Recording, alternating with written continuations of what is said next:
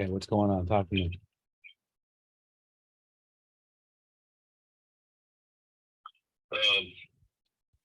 Really already have an account. That was easy. Yeah, come on. That's what I did back in the pandemic. I mean, not that it's necessarily over. Okay, so plans and pricing. So wait, you just have a Zoom basic account? Yeah, go to plans and pricing. Probably. Yeah, all right.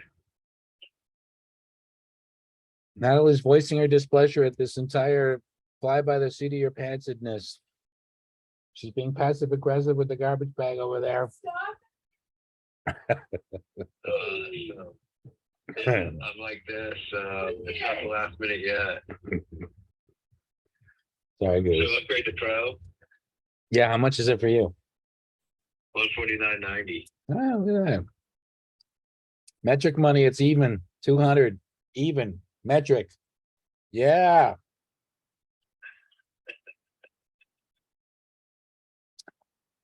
Okay. And you said I wanted to add webinars. Yeah, so when you click on that, buy now.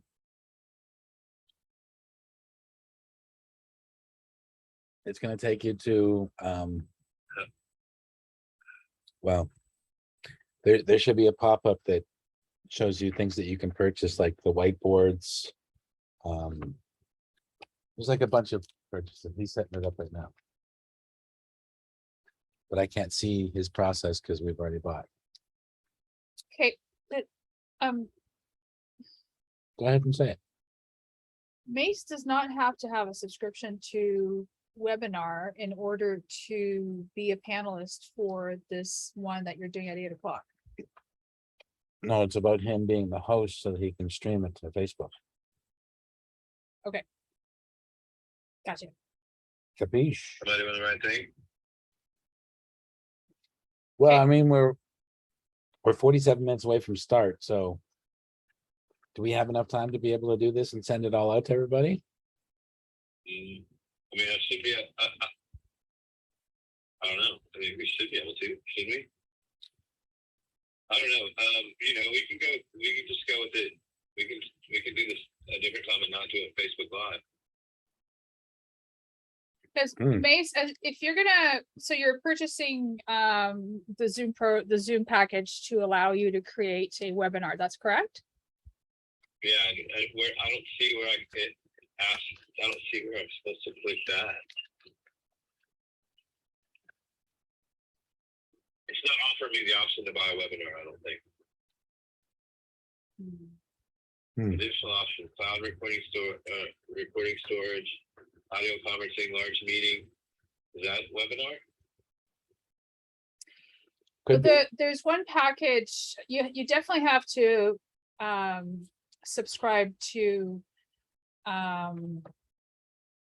there's a package that gives you webinar and it tells you exactly how many participants you can have.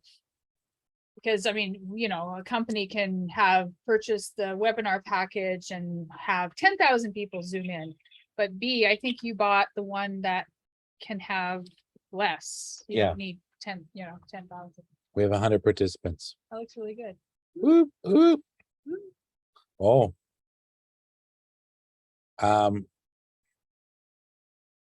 So Natty, where was it here where there was an option where we could stream live to Facebook?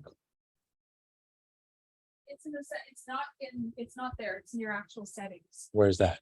Well, you'd have to go back into your account Like here? in the settings right there. Okay. So scroll, it's really low. Yes, I think maybe, how about start from the very bottom and then scroll back up? Because there's a lot of stuff there. Well, Okay, there's a lot of stuff. okay, up.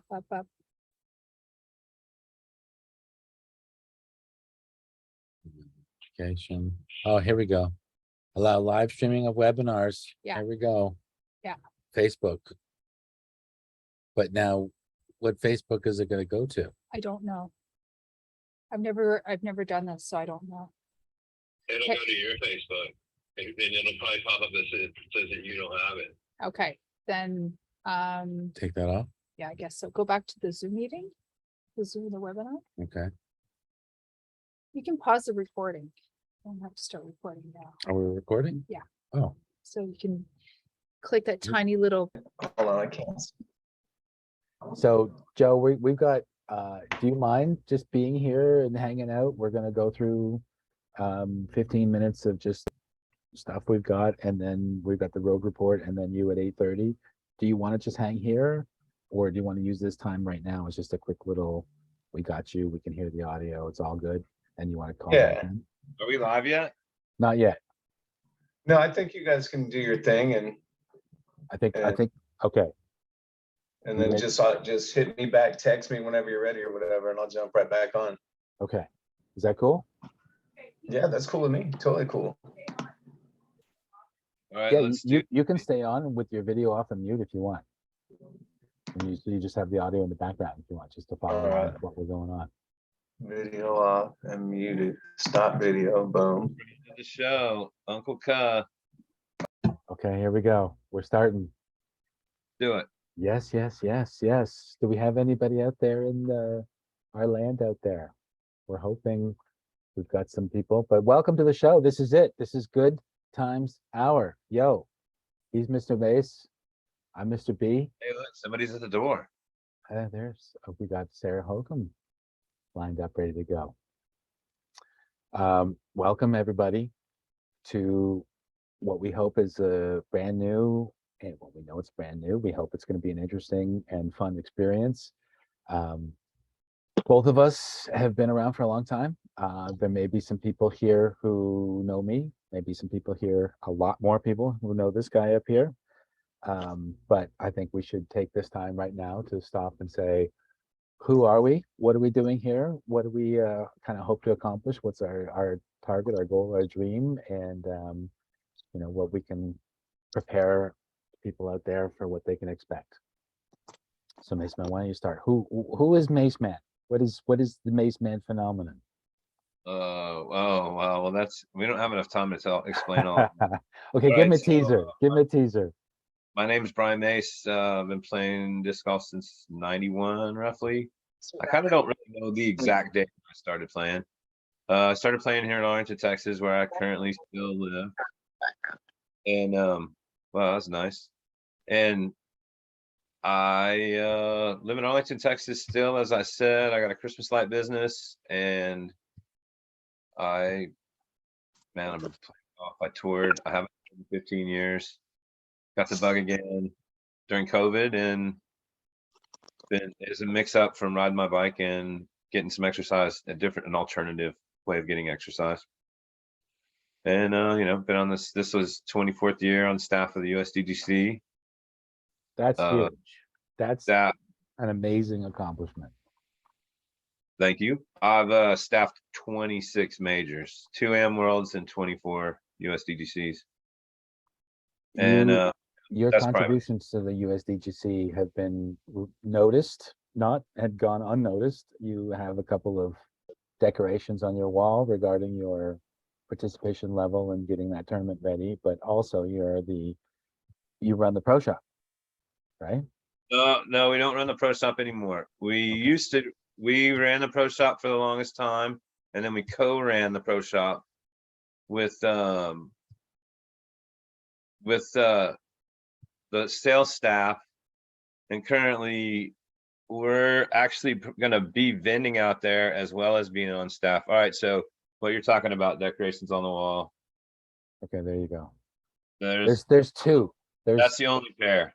two of them. They're all singles other than those two right there. You are the only repeat customer of the Golden Rake Award. The Golden Rake is given out for the most outstanding volunteer contributor to the production of the event. And Mace is as unique. Another unique accomplishment, shoveled I a lot must of say. Stuff. Another unique accomplishment, I must say.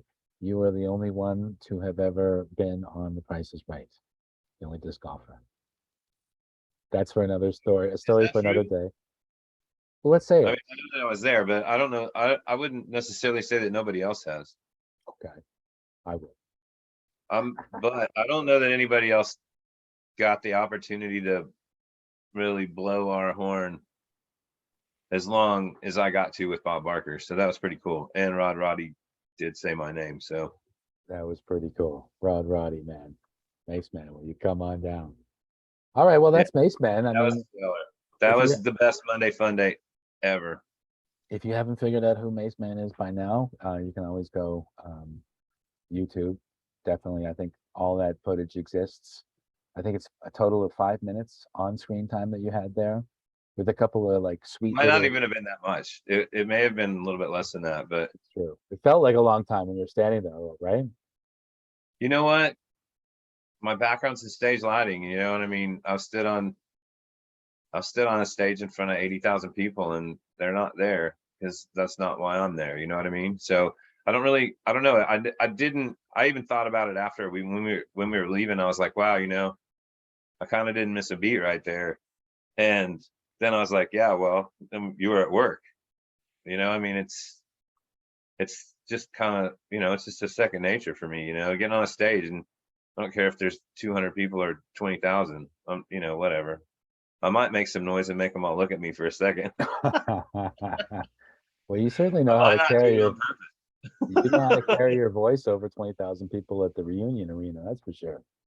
Yeah, you gotta slide it in at the right time. Speaking of hockey, I see we've got our picks back on the wall behind you. Mason Yeah. and I, we had been in talks for a long time, obviously. Well, he's my best American friend. But those are the hockey picks that we did the first round. And let's just review at least the first round. We're going to go a little 5 minutes of freestyle on some hockey here because Mace, as is self-proclaimed, one of the biggest Dallas Stars fans out there. And I am joining the league of brokenhearted with the Leafs. That's sad bandwagon at the end. More of a Most people are on that wagon at this point. funeral march more than anything else, to be honest. But all right, first round, and nothing personal. Of course, Mace, you went with down. Yeah, nothing personal.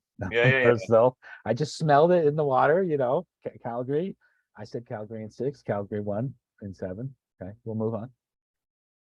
Oilers. We both called Oilers in 4, but that Wait. whoa. 7. What part of 7 did that end? Oh, that was You said- overtime in game 7, right? I'm just check. Okay. Oh, Just so check. was the foot in the crease? As or- you were. Sorry. Was Hashik spilled that? Oh no, we're not going to bring up the shade of 99. No, let's leave 99 on the floor back there. Okay. But we both went with Oilers. Because I got a cup in my lifetime and you don't. That hurts so bad. You don't even know.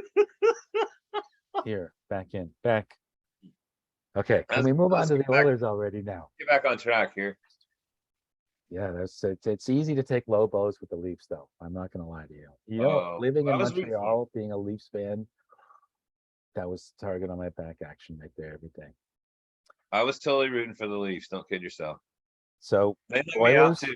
what? But they hung me out too. That's true. Yeah, we both said Leafs. You said 6. I Got said- an X on that side. For some reason, I went bullish and said 5. We haven't won a first round series in 20 years. Why did I say we'd win in 5 against the 2-time Stanley Cup champ? I think that might have been your heart speaking, but I'm not sure about that 100. Yeah, it was your heart. Okay. Anyways, It's we're both okay. right about the Oilers, both right about the Avs. But who would have predicted the Avs in 4 over the Predators? Come on, that was Nobody. I thought they'd at least get one. I mean, Like maybe game 3 or something, after it was almost hopeless. did they all go to Dollywood on Saturday night? Wait, no, there's no drinking at Dollywood, is there? No, they're Okay. just drinking Broadway.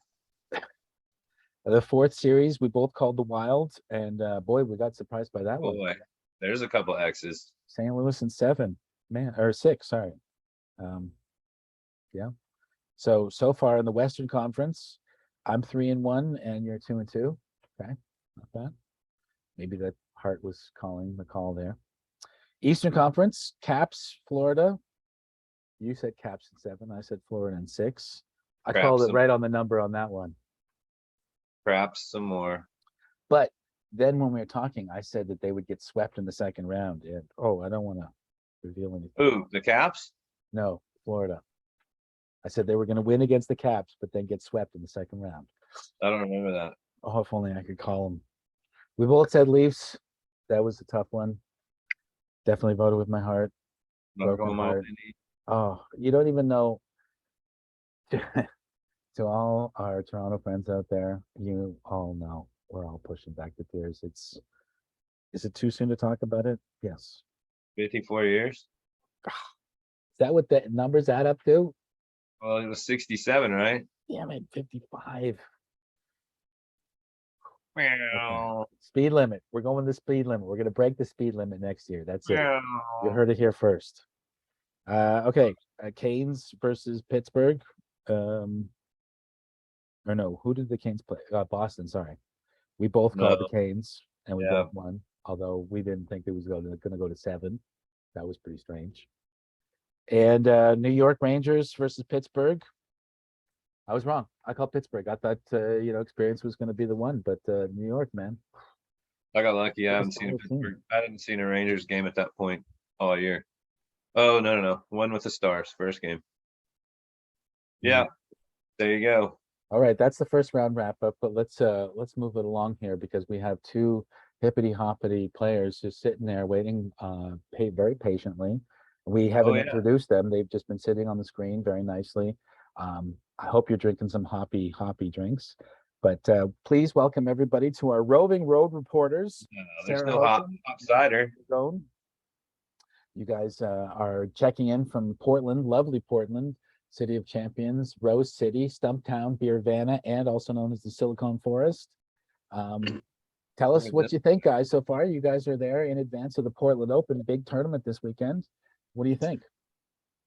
Yeah, I mean, Portland's always a great place to be. I'm Sarah Hokom. This is Chris Zagone. How you guys doing? We're out on the road full time. I'm sipping on some local fare. It's the Oh. Portland Cider Company's Holy Habanero. Is it Yeah. spicy?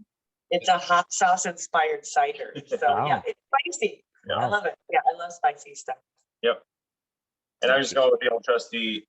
Did they fuss it out? I thought they did for a second. Elysian space dust, so you can't go wrong there. Space dust. I mean, who doesn't want to do that? No, that's not gonna hurt you. No, especially where we just came from. There was a lot of space dust. There was space dust everywhere. But we'll get to that. Probably all kinds of dust. Yeah, so we're out in Portland. It's really beautiful out here. As It most is. people know, I've been to the Pacific Northwest. So there's trees everywhere. It's a little bit, like a little humidity. It is. But it's actually not too hot this weekend. No. So I think that's going to play in everyone's favor. It's not getting much above 70, it's kind of 70s range. Yeah, So, it's supposed to be really wet though. So And maybe there's slight chances of rain on all 3 days of the Portland Open. slight is 95 and 90 on 2 of those 3 days. Yeah. So actually, well, the event is actually a 4-day, two course event with a cut. Yeah. We don't always get these 4-dayers. Usually they're 3-dayers on one course, and this is a 4-dayer, 2 courses with a cut. So that's a little bit different, and it was, it's been a little bit difficult to prepare for this event as well, unless you got to town maybe last Saturday or so. You probably aren't getting too many rounds on these courses. Glendevere only opened on Tuesday, which is the golf course that we're playing on. It is newly designed. It's completely different from last year. It's really good. And we got a round on it today, and I think it was fun. really good. Yeah, it was a lot of fun. You think, big open golf course is just going to be throwing the same shot over and over, but that's not the case. I think they listened to the feedback and redesigned this thing. There's trees everywhere. Yeah, and a lot of elevation change, both uphill and downhill. So you're going to get to throw some big bombs up downhill. And then a lot of the uphill holes are the par 3s or the second shot of a par 4. Yeah. So they're not like daunting, huge, just massive, like uphill where you feel like you throw 100 feet. Yeah. No, I feel like we both felt like we could get to a lot of the holes today. So I think only a couple of them were really out of reach for me. same here. So that's a fun course. And then the other course we played, which we start on, we played 2 rounds at Blue Lake Thursday and Friday, and then we play a round on Glendevere. Then there's the cut, and then the finals are also at Glendevere. Yeah. Blue Lake is a site of the 2014 World Championship when we Mhm. saw the epic battle between Paul and Ricky Mhm. go down, and also where Kat won her second, or wait, her first world, First world champion. her first Yep. world title. Yeah. So that's probably got some historic stuff. It's pretty well designed, links style course. I believe David Feldberg is the one who put his name in the hat there. So it's That's fun. yeah, it's got a lot of OB tall grass. Everybody's probably been losing their discs out there. I'll Yeah. be hopefully not. I think I might. I lost at least one. Yeah, Yeah, so. the yeah. tall grass eats them, and there's also these blackberry briars that are pretty thick and really tough if you throw your disc in there. Not So. going in. But A lot of thorns. no, On those It's really not blackberries. so many, the thorns is just, they have this like black pollen. I don't know. I just don't want to get in there. You know what I mean? well, It's the really blackberry hard. bushes are super, like they're taller than I am, right? And it's just Okay. all like stickers, like thick, those thick thorns that you Yeah. just can't even really get in there. And nor can you even see your disc. Yeah. Even in some of those, what are they called? There's it's a type of pine, I believe, out here. But there's all over Blue Lake too. Mhm. So yeah. Big, beautiful trees, big, grabby, beautiful trees. They grab everything. So. And is it like a championship course that you guys have faced already or continue to face? How does it rate, like in terms of interest, in terms of fascination? Like, are you amped to play this actual course? I'm pretty amped to play Glendower. I've played Blue Lake a few times and it's a little more out of range. Like there's probably 5 or 6 holes I can't really get to out there.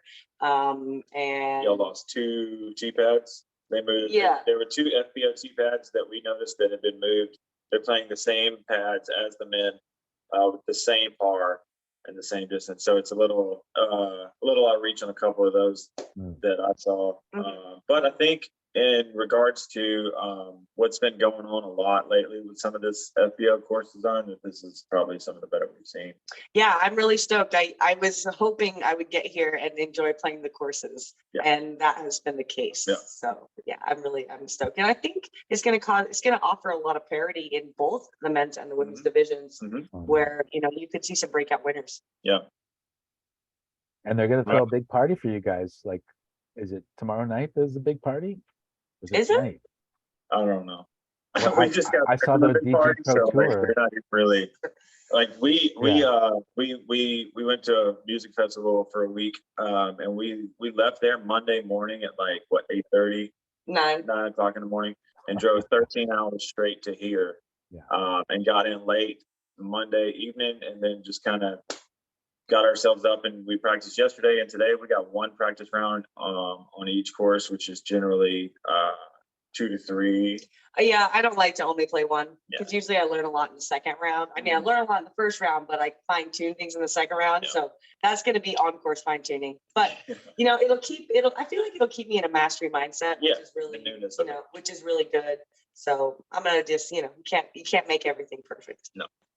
Nice. And so how's the tour going so far? Is this the first stop, or have you guys been? Where have you been before this? We're a third to a halfway through the season. I would say once Portland swing is over and we get to the preserve in Minnesota in like 3 weeks, I would say that's close to the halfway point. Yeah, we started to make the Midwest Yeah. swing. Yeah. How you feeling so We've been far? hitting You it hard guys are, since February. the road's Yeah. still treating you well? Yeah, I mean, it's the road, right? So it's always something different and a new Oh, yeah. challenge and a chance to grow. Another vagabond heart, eh, Mace? Oh yeah, she's got it deep in her, and so does Chris. Yeah. Definitely It's deep been- in the vagabond lifestyle. What? Yeah. So tell us a little bit. You had a pretty good weekend a couple weeks ago. Let's hear about that. Right, Masters Cup. Mhm. I Yeah. assume. You certainly aren't talking Yeah. about OTB. That's it. Well, I said a couple. I didn't mean like exactly 2. Yeah, no, yeah, that was cool. So I love daylight. I used to live in Santa Cruz for, I don't know, a couple years on and off when I was like in the off season, and daylight has this like really special energy. And Oh, there's so no it was question fun. about it. Have you played daylight, Mace? Oh, lots of times. Oh yeah.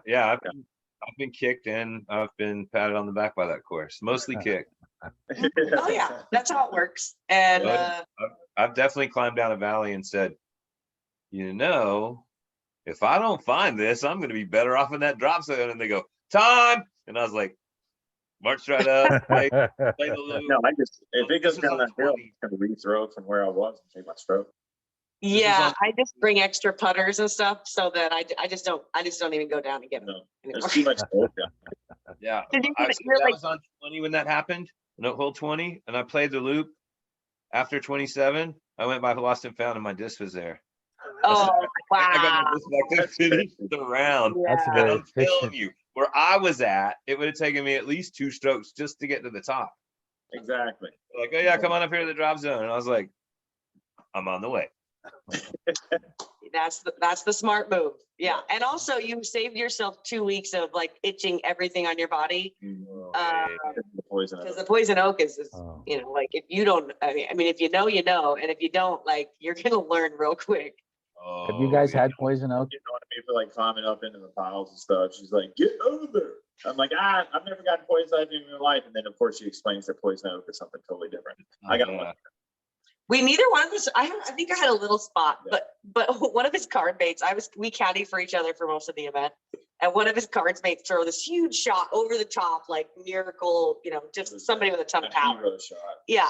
And we never see it come down. And it's like, and we think it's over in this huge like pile of oak. The spotter didn't even see it. Yeah. And he's there watching the shot. I'm like just kind of like looking over from the edges, like, I'm just trying to get, you know, and Chris is in there walking in the oak. I'm like, no, bro.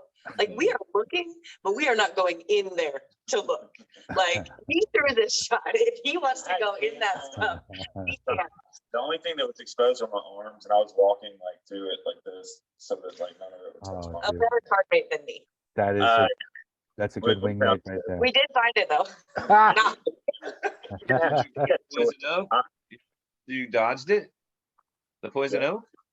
neither one of us really got it. So 'Cause, you know, like I'm thinking about Des Redding and Joe Rotan as we're telling these poison oak stories, and they I'm both thinking have. about Joe Yeah. for sure. I mean, he Oh, got for that sure. brain like. And he's actually, on. we can Here, tell the here There he comes is. Uncle Yeah, Joe don't tell now. him. Speaking Make of sure you Joe, ask him there's about our that because featured that's guest. insane. That stuff was rugged. Yeah, That was rugged. Yeah, that's yeah, I'm ruthless. sure. Hey, welcome, Joe. Oh, there he is. Hey, good to see everyone. How's it going? It's great. Good to see Yeah. you. There you go. I saw you guys drive by my hotel like 30 minutes ago. Oh, no sweet. way. Well, I was guess like, you're hey, important Mace, too then, look at huh? that. Sweet. Yeah. Yeah. You can't really miss me. So what are you Yeah. driving in, Sarah? I've got a Ford Transit, a high top, like a camper van style. It's do it yourself build. And, but it's got my face on both sides of it, throwing a sign. Okay. Larger than You life. can see her from the hotel on the highway. Left hand is on one side and it's right handed on the other side. Right. But yeah, you can't miss me. I don't totally like hanging out like doesn't really allow me to be stealth in any way. But you know, it lets people know I'm there, and then I get to talk to people who you know who recognize. Who that. knows? If they know, they know. So that's cool. Have there been other road stories where people see you driving down the highway and they're like, "Oh, I saw you on the overpass Yeah, or I've whatever"? met Yeah. people at random gas stations. Like I'll get honks on the road, and they'll Yeah. throw a frisbee out their window. Like, hey, I frisbee too. Yeah. You know, so Nice. that's been cool. Yeah, or I'll like somebody will like take a picture and tag Tag me us, yeah. on Instagram. So Or just like Blaine from GK Pro. Like we just happened to be like in the middle of BFE and stopped at a gas station, and him and his dog were there. So of course he takes a picture and tags us. But even like this past week at the music festival, a couple of people recognized Sarah and came by and said hey and gave us a hug and stuff. So there were some pretty good people out there. yeah, I met this person from Kansas City. I'm sorry, I think it's like Todd I can't remember his name. I hope he's watching, but we had the nicest hug ever right by the nasty porta potties. Right after Grizz. It was the best hug Yeah. ever I had all weekend. So Yeah. that was really cool. It's always fun to connect with people, you know, who frisbee. Yeah, Cody Rios noticed us in the middle of the probably day 2 or 3, took pictures with us and stuff. So it's always fun to see that. There were a couple of people that we were in meditation workshops with, and you could see that they had like a bunch of little halo oranges sitting on top of like a mid-range. I couldn't tell exactly what it was, but it looked overstated. Yeah, there's people throwing frisbees out there. Nice. So that's really, really cool. Yeah. It's really starting to just the Fun this momentum is weekend? turning. Definitely only a handful of people that can say, look, it's actually seen what it looks like. If you see someone actually try to grab their destroyer going like 80 miles an hour down the freeway, and they actually grab it and stay in their lane next to you, when they throw their arm out the door, it's not as cool as it's supposed to look. It goes, usually, I think that dude just dislocated his shoulder. Like, oh. Yeah, for sure. Yeah, that's a Get that little nose angle right. blowback. Yeah, you gotta turn. The untold histories of rotator cuff injuries. Oh, Ooh, yeah, let's not I bring was that up. waving at them. I was waving at them. Okay. You gotta come up with a better story than that for that injury. yeah. Well, Chris. hey, Chris, Sarah, we just want to thank you guys both for being here, being on our first podcast. We hope you can join us with road reports and the updates. Good luck this weekend. It's a big field, big tournament, amazing what's going on in disc golf, and hope you guys catch fire and just really feel it. Yeah, we're both feeling pretty good about the courses and our games. But also, you know, for the people making picks, you know, probably pick those ones you feel are up there, and maybe not the normal winners, because I think there's going to be some shakeups this week. Yeah, don't be afraid to take some outliers. Yeah. Who's hot right now? Who's, you know, we were talking about the CTAC winners last week. You had Joel Freeman and Ellis that just won as CTAC. And so those are some names you probably want to look at. Mm-hmm. Inside tips from our bros on the tour. Thank you guys. We much appreciate you being here. Feel free to stick around for the second half with Joe. But we are going to turn our attention to our special guest of the hour, half hour, Mr. Joe Rotan. And Joe, I hope you will just indulge me here for a second. Thanks, guys. I have been the host with the most roasts for the Toronto Island Maple Leaf. You come to my tournament or our tournament, and you have a tea time. I am going to host you, roast you, and flame you on the tee. And I've kind of put together a little personalized intro for you. I hope you like it. Ladies and gentlemen, far and wide, please welcome our first guest of the tee. He's the master blaster of disaster and the only man to ever have an emergency splenectomy on the 18th tee. He's the mayor of Margaritaville and the lord of the Lagunitas, the earl of the IPA and the mad baron of the Bloody Mary. He's the dead-eyed dick who drives the Millennium Falcon straighter than the Kessel Run. Even through bloodshot eyes with hands shaky from the magnum of Jose Cuervo, he guzzles for breakfast. He may not be going 1.2 parsecs, but this twisted genius can generate 1.21 gigawatts of good times. Dial this slush puppy up to 88, crank up the rat, and let's go round and round with our special guest tonight, the man with the plan, living in a van from everywhere you need him to be.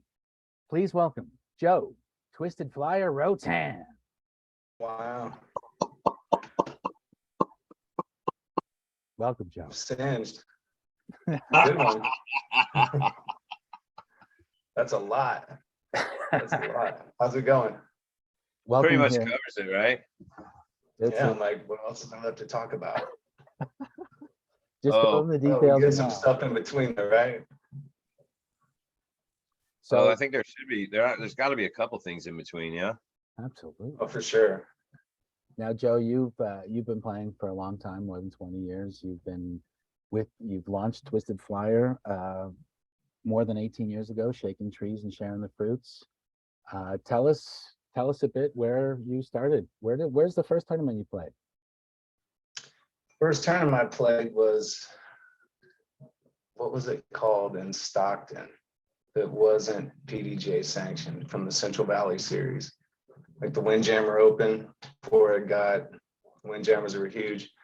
My first club was the Windjammers, but I really started golfing. It finally caught me for the last time when I lived in Modesto. So I played a lot of Central Valley Series from like 94.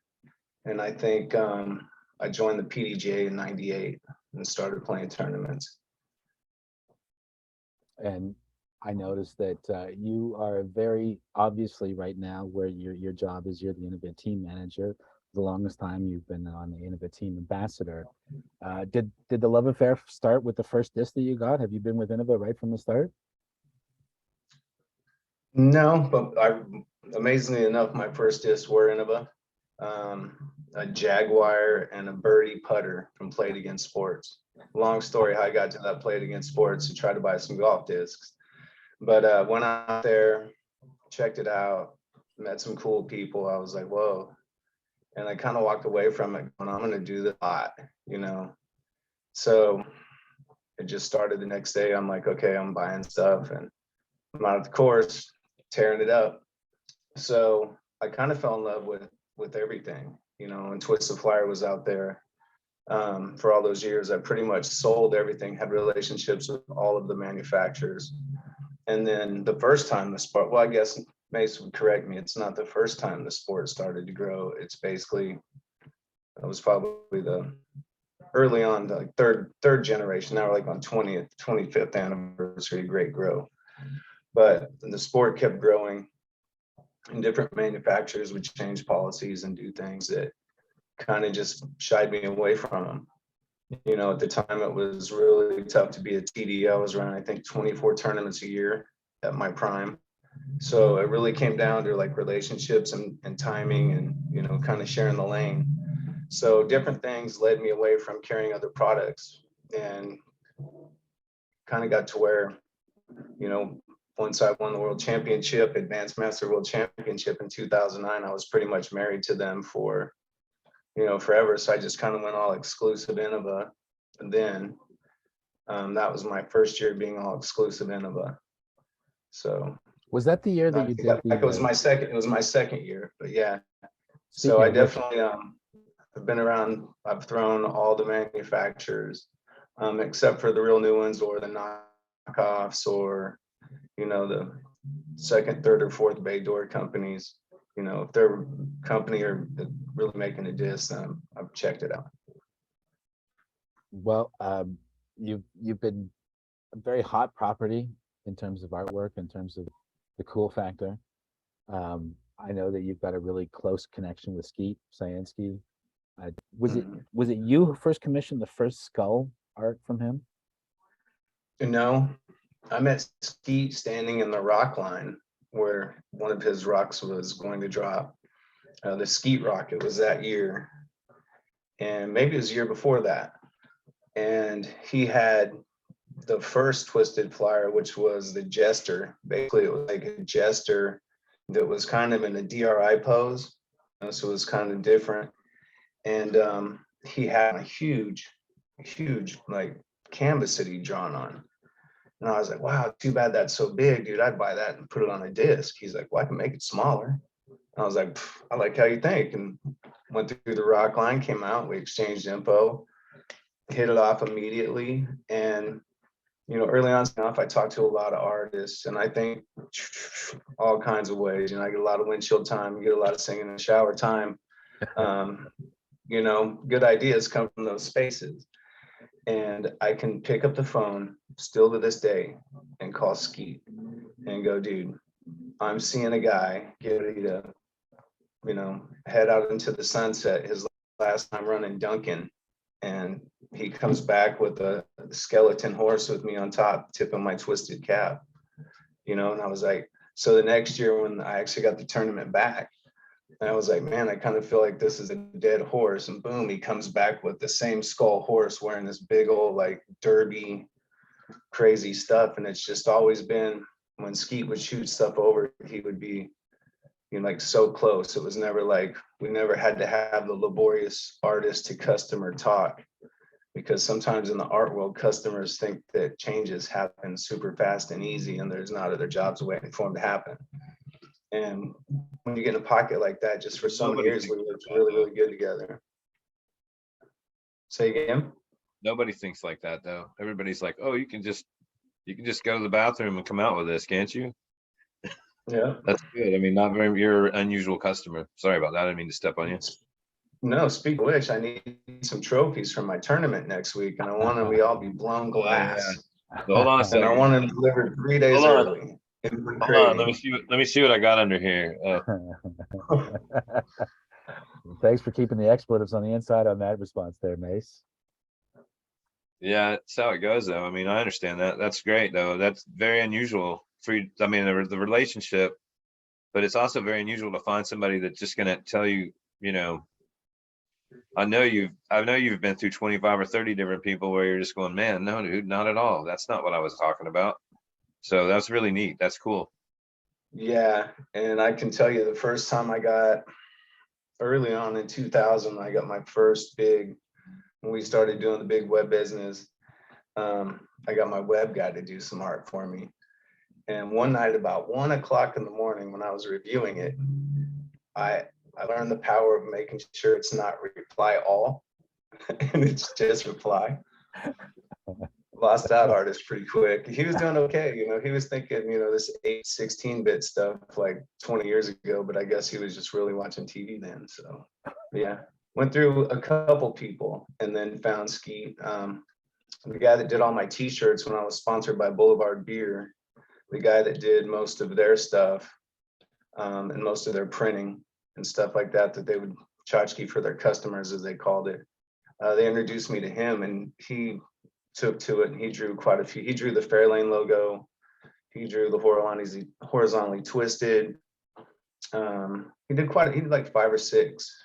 Nice. But for the last 15, 16 years, it's just been Skeet or Vanek. Skeet just redid, before COVID, we were gonna do the big 20th anniversary of Twisted Flyer. And then I started leading out these posts and then bam, COVID hits and I got COVID right away. And then everything was just COVID. So we'll just wait for the 25th anniversary, but we've got some goodies done. They just never made the market. So good anniversary stuff. Like we dig way back for it. Well, the more anticipation, the more people are going to be wanting it, right? Yeah, 25 years. everything's So- got to build, right? Let's just talk about that. You're the start. I mean, you're the man who brought Twisted Flyer to the disc golf world. Where does this come from? Where does it keep it twisted? I love it personally, and especially all your hashtags. Leave it better than when you found it. These are all amazing, you know, foundational principles. But what got you the spark of keeping it twisted?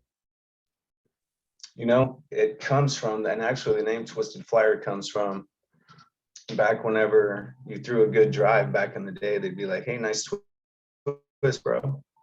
You know, a couple of people I played with, that was real common. Like if you really just aired one out, they'd be like, whoa, nice twist, bro. Because you know, their full body's like, Okay. nice twist.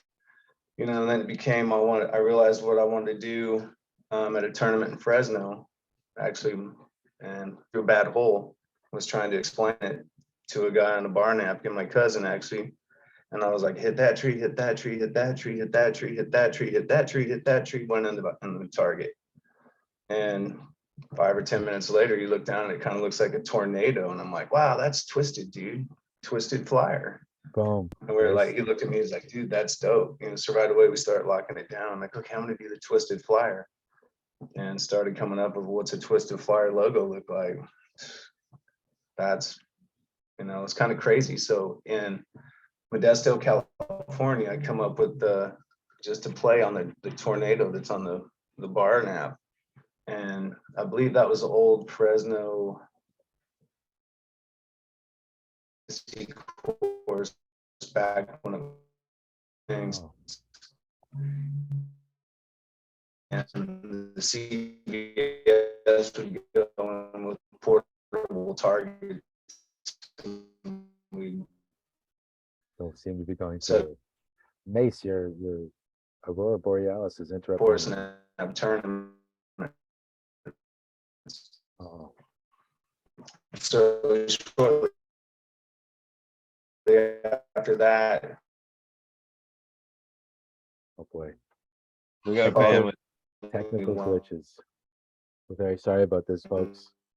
night. He's I don't even have a picture for Joe right now. I just lost him. We just lost him. Hopefully he'll come Okay. back on real soon. Well, for those who don't know, oh, there he is. He's back. Okay, there he is. Oh, So how did you end so up in the basically, city from California? Good question. My dad purchased a chain of, huh? That's one thing about you I don't have any idea of, and I know you pretty well. I mean, somewhat. I went through a divorce. And about the time I was going through that divorce, my dad opening of like flick up your pickup, your, you know, tire change, oil change shops. And he was like, hey, look, you know, I need some help running these places. Why don't you come back and help me do this? And then you can, throw a twisted flyer in a real building and, we'll make it a legitimate business and get it all going for you. And I was like, hey, that's great. So got to Oklahoma, and I'd stopped in Oklahoma on my way back to California from the Army. And I was like, oh, wow, the roads are paved and they do have Pepsi and tacos and everything else. So went back and, got going. And from day one, like went to the course, walk around picking up trash, because that's what you do when you just have temporary courses. You pick up all your trash and stuff. And it was a long time ago, though. People still cared. So picking up trash, and I meet Paul Berge, basically. A group with Paul Berge from Innova East End and the Warehouse podcast. And they're like, hey, we're going to Colorado next weekend. So I used to roll around in the Death Star twisted minivan. And it just had 2 seats in front, some lawn chairs, an ice chest, and golf stuff. And a whole bunch of vinyl stickers back when vinyl stickers cost a lot of money. They didn't have wrap shit. It was just big vinyl stickers. So we jammed to Colorado, and Paul Berge tells me at the Grateful Disc, he's like, I'm going to work for Innova. I'm going to leave in like a month and a half. I'm like, really? I said, man, I think I'm going to do that one day too. And that's funny. I get to work with him every year at the USCGC.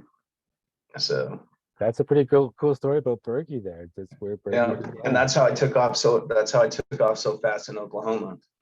It was like, hey, I'm going to go help the family business, and just instantly locked in with the right people, started going to the right places.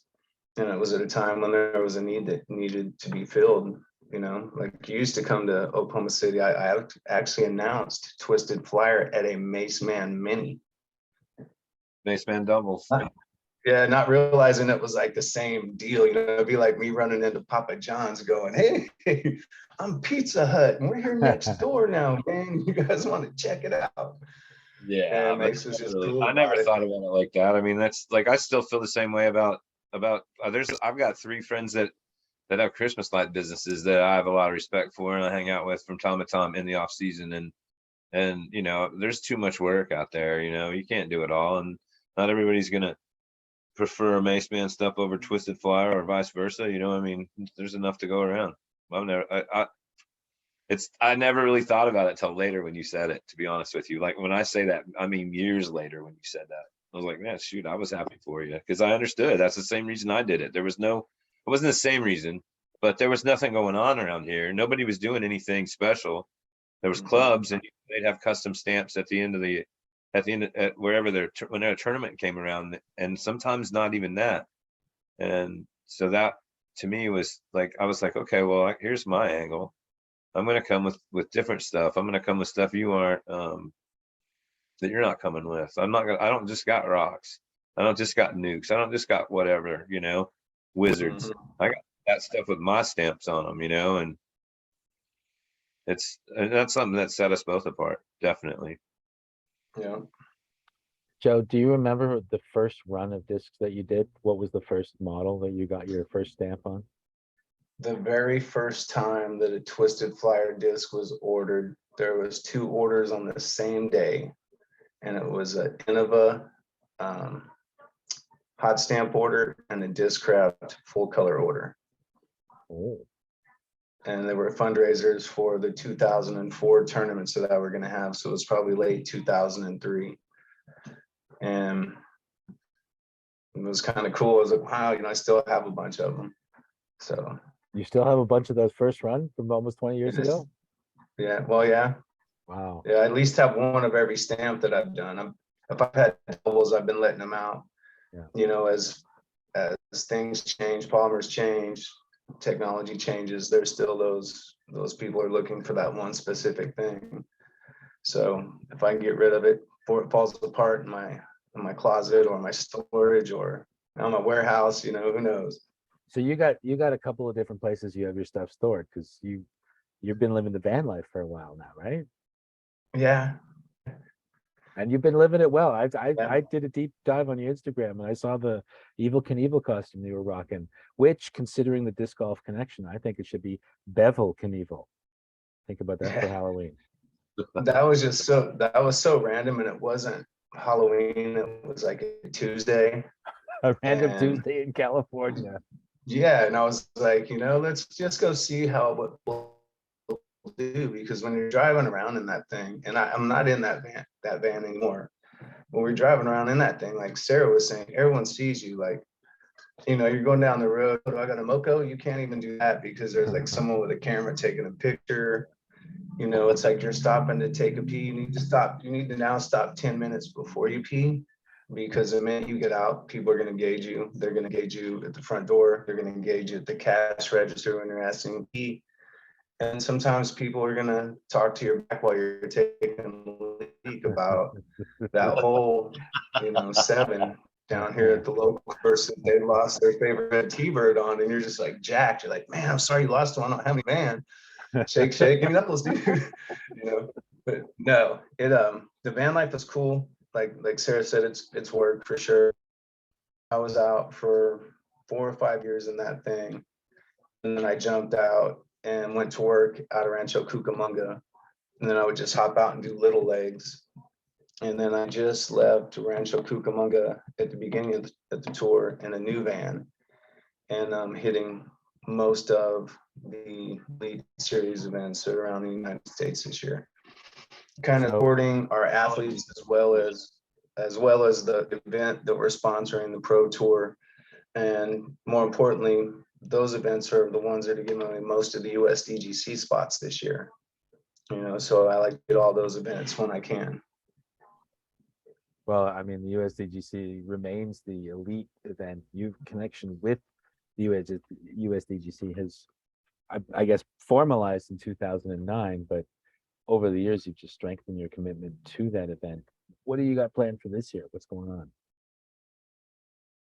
I've been the event manager now for a few years. We always have a bunch of stuff planned. Not anything that we can say. You can rest assured it's still going to be top notch. Jonathan Poole, we all know Jonathan Poole. He started working on that 3 days after the last one ended. So my part that I play in that event is, normally the pop up and tear down. And then once it starts, I'm just the throw it at it guy. So my role there won't really change. A lot of my work is done before and after the event. So we've been doing a lot of planning, making sure we're delivering a good experience. If you noticed, that's also one of the events where kind of everything gets tested and then applied other places throughout the sport. So last year we gave them private player warm-up areas. We actually did that 2 years in a row, but last year we just put it on blast. And now that's a thing. As I'm out there seeing that, I'm seeing that people are giving our athletes, an area to warm up, get their stuff together, maybe not, hey, sign this, right in the middle of your third putt. And, giving them a certain time for fan interaction and time to still do what they need to do prior to what they need to do.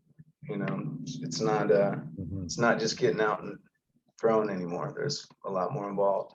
Well, as our sport gets to be more formalized towards the lines of ball golf or other types of large events, we're going to see where that infrastructure is needed, especially the back end and the early part of it all, setting down. I mean, what you do as the event manager, that's laying the tracks for future growth and expansion. And when you see where it is now, you guys are selling tickets. Mace, when we were talking earlier, Mace, about how deep the spectator base is Oh yeah. on certain holes. It's truly incredible to see where the sport has grown to now, where we're selling tickets just spectate. Yep. Oh, selling out on day. They're gonna sell out. Those tickets go on sale. I don't remember what he said. You remember? I talked with Jonathan about all this stuff today. July 1st. Yeah, July 1st. So tickets go on sale July 1st. 4 days worth of tickets. What, the fourth day last year we sold more than the whole other 3, didn't we? I mean, I think we set a record at like 3,200 on Saturday or something like that. Yeah, it was a big number for single day, and that's the people that actually stopped and got the tickets. That's right. a pretty big property, and a lot of students, a lot of faculty, campus staff, you know, especially the guys that are out there throughout the year, kind of mowing and taking care of it. The event has always extended professional courtesies. I believe law enforcement, for basically first responders can come in, military, you know, they've made quite a few exceptions when it comes to actually people that have to buy a ticket. So in actual ticket sale numbers, yes, but there's been plenty more people out there at once than that for sure. Well, it's certainly the largest. It may not be the largest single event, but it's always in my mind the biggest, the most prestigious event outside of the World Championships, and maybe even competing for that. And certainly sets the standard, the gold standard for what every other elite tournament can aspire to. And you are certainly, and have been continuing to be, one of the driving forces in that production. So thank you and good luck this October with all that. You know, it's Yeah, thank you. Maybe you guys can come out and do a show from the deck. oh, Mace, wouldn't that be Oh. sweet? Hey, Well, do you remember? one of us is already for sure going to be there. So, you know, I mean, Yeah. there's going to be some issues, you know, not in this house with that. Yes, no, she's not. Do you remember Yeah, I the think last time we worked on a production there? Oh, I totally remember it. Yeah, I definitely, well, you know, dropped a couple F-bombs on live mic and that kind of thing, and, you know, among other things. We had this guy throwing You us know, stats. We had the listen, stat master. if you go to commercial, you turn all the stuff off. You know, I mean, like you don't leave your mic hot while you're on a commercial. Wasn't the guy switching that show later on CNN for not thinking right too? Maybe. Yeah, probably so. So Yeah, Joe, those are good times, man. Those are definitely good times. we're getting close to the end here, but I just wanted to ask you, on your Instagram, you're very prolific beverage photograph poster, and I just want to ask you, have you ever tried a Caesar? Because I know you've tried the Bloody Mary. You feature that often. You got bacon wrapped around the straw. It looks incredible. But we need you to try a You Caesar know, at one point. I have not, but I will now. And the story behind the drinks is I don't really like to fly. So I always start off each flight with, okay, I'm gonna have a Bloody Mary, boom. Or, you know, if they don't have that, I'm gonna have something else. So that's what started those posts, is you would know I was in an airport, boom. And then for a while I was dating a young lady that was way into, she was a restaurateur. So she was way into her food and beverage game. So I got to be a guinea pig for a lot of that. So not a bad gig. Well, I do like Just your not a style. long gig.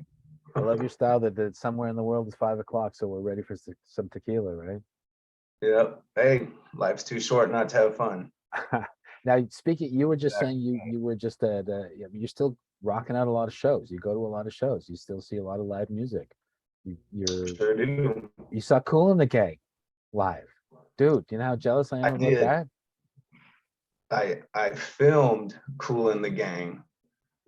My friend owns a video production company to where whenever you go to the Native American casinos in Oklahoma, they film the screens behind the band.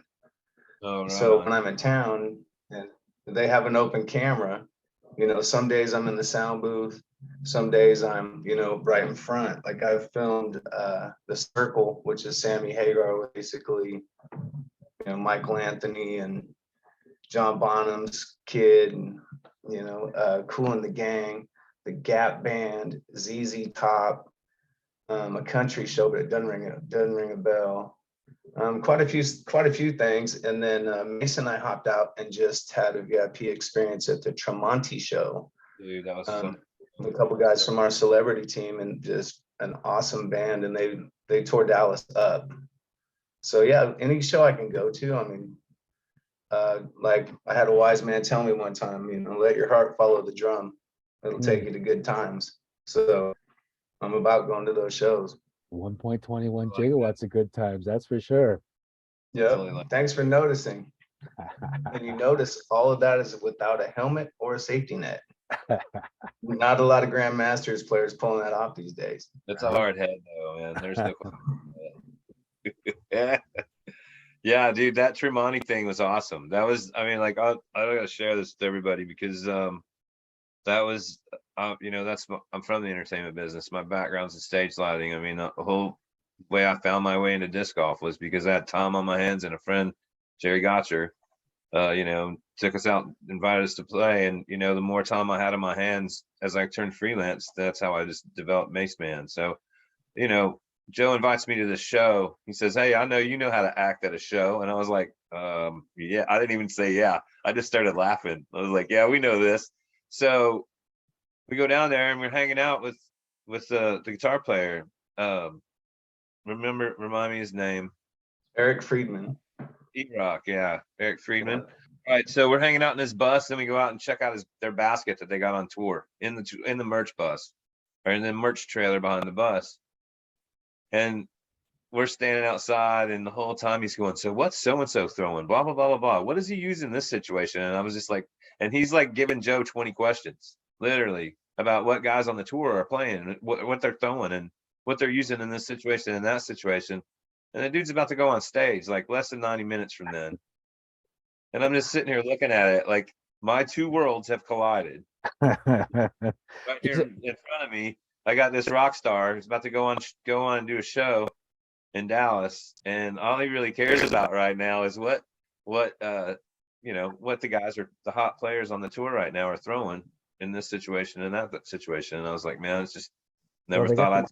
they got the Innova team manager right here. They need to know these details, right? Yep. Yeah, Hey, he you guys should go. too.